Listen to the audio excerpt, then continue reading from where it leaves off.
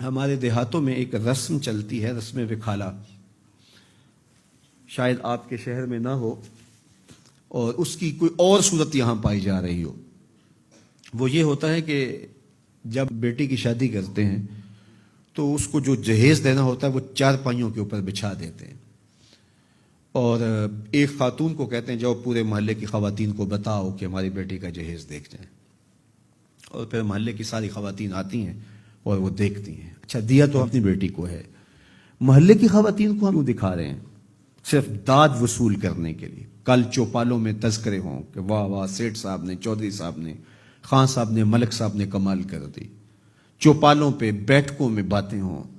تندور پہ باتیں ہوں کہ واہ واہ کمال کر دی، فلاں خاتون نے تو حد کر دی، تم نے داد وصول کر لی، لوگوں نے بھی واہ واہ کہہ لیا،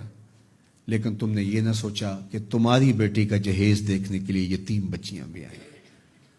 اس مزدور کی بیٹی بھی آئی جو بڑھاپے کے باوجود کلی والا ڈبہ اٹھا کے مزدوروں والے اڈے پہ بیٹھ جاتا ہے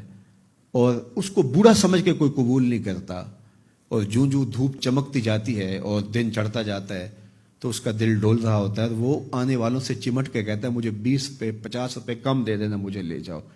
لیکن اسے کمزور سمجھ کے کوئی ساتھ لے جانے کے لیے تیار نہیں ہوتا۔ تو پھر جب وہ ہاتھ میں ڈبہ اٹھائے واپس جاتا ہے تو کوئی جانتا ہے اس کے قدم کتنے بوجھل ہوتے ہیں؟ گھر کی دہلیز عبور کرنا پل صراط عبور کرنے کے مترادف ہوتا ہے اس کے لیے، اور اس کی بیٹیاں جو گھر میں دہلیز پہ بوڑھی ہو رہی ہیں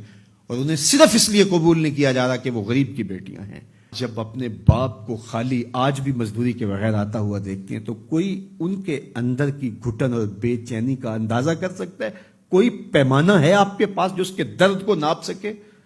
تمہاری بیٹی کا جہیز اس مزدور کی بیٹیاں بھی دیکھنے آئیں، تم نے تو داد وصول کر لی، لیکن جو زخم ان کے کلیجے پہ لگے اس کا مداوا کس کے پاس ہے؟ تارا ٹوٹتا سب نے دیکھا، یہ نہ دیکھا ایک نے بھی، کس کی آنکھ سے آنسو ٹپکا، کس کا سہارا چھوٹ گیا۔ تو میرے حضور تو کس قدر نزاکت قلبیہ کا لحاظ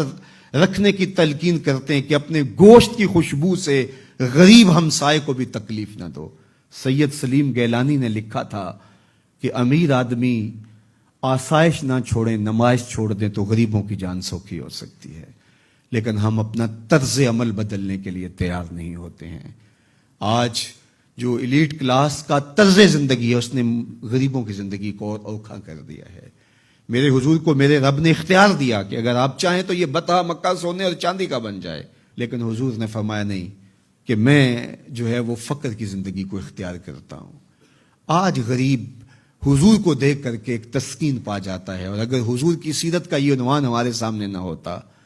تو پھر بتائیے آج غریب کے لیے جائے امان کہاں ہوتی؟ میرے حضور نے غریب کے دکھ مٹانے کے لیے ایک جملہ ارشاد کیا، سنیے ذرا، کیا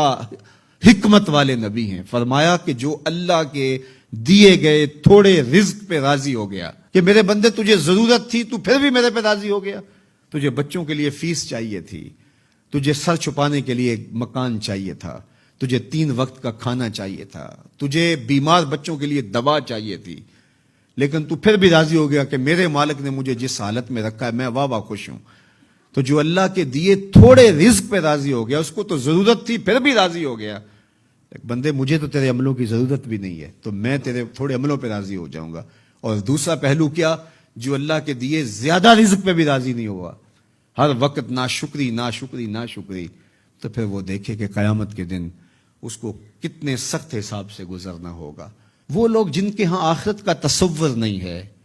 وہ اس دنیا کو ہی سب کچھ سمجھتے ہیں، وہ تو آنکھیں بند ہوگی تو پتہ چلے گا کہ آخرت تھی یا نہیں، لیکن جن کا آخرت کا تصور موجود ہے ان کو یہ زیبا نہیں ہے کہ اپنی آخرت بارے میں کچھ نہ سوچیں۔